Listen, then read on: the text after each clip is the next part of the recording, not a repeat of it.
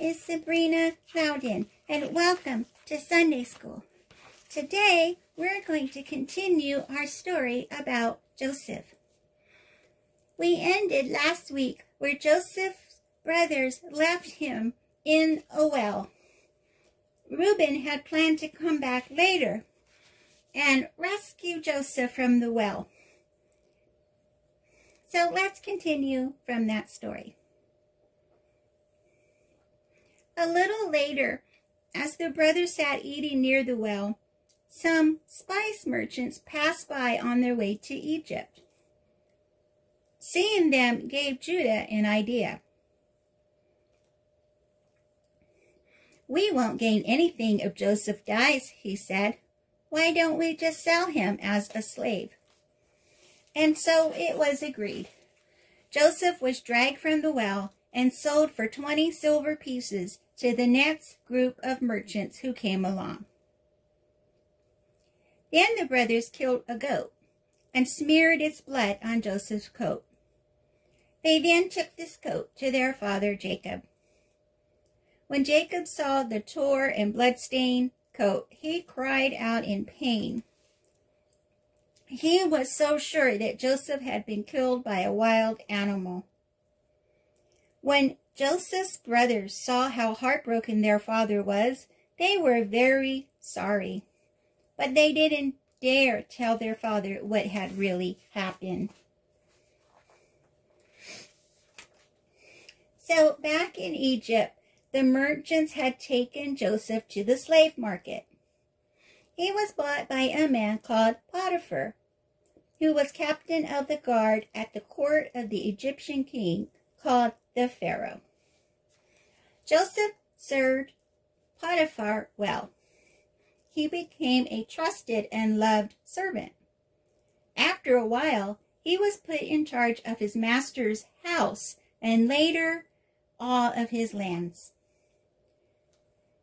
But it didn't take long for things to go wrong again for Joseph.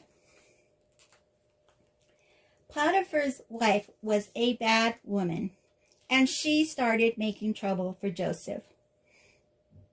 She told her husband lies about Joseph, saying that Joseph had attacked her when no one was around. Potiphar was very upset and ordered Joseph to be put in prison. After Joseph had been in prison for some time, 2 new prisoners arrived. One was a butler and one was the baker from Pharaoh's household. One night, both of them had puzzling dreams. In the morning, Joseph found that they were looking very worried. Joseph told them, "God can explain your dreams. Tell me what you saw." The butler told Joseph that he had dreamed of a grapevine.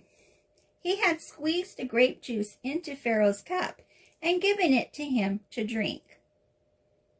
Joseph told him that the meaning of his dream was clear. "In 3 days, you will be free and working for Pharaoh again. Please put in a good word for me."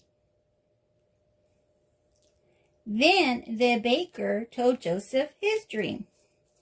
In this dream, the baker was carrying 3 baskets full of pastries to take to Pharaoh.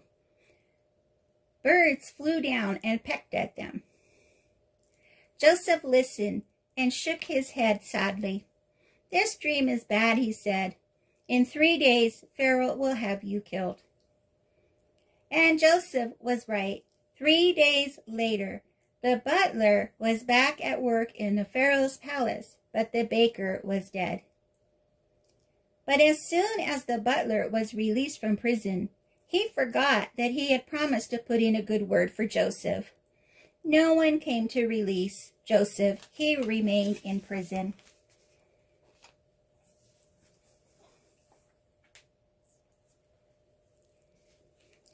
Two years had gone by, and then Pharaoh started having some strange dreams.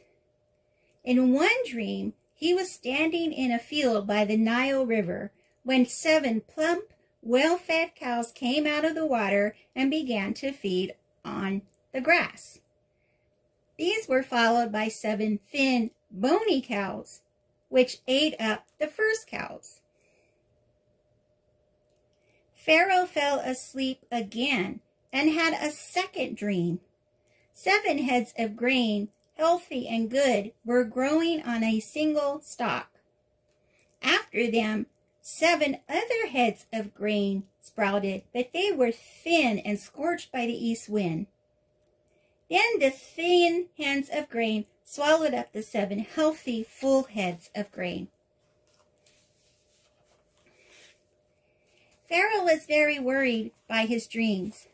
So when morning came, he sent for all the magicians and all the wise men in the country.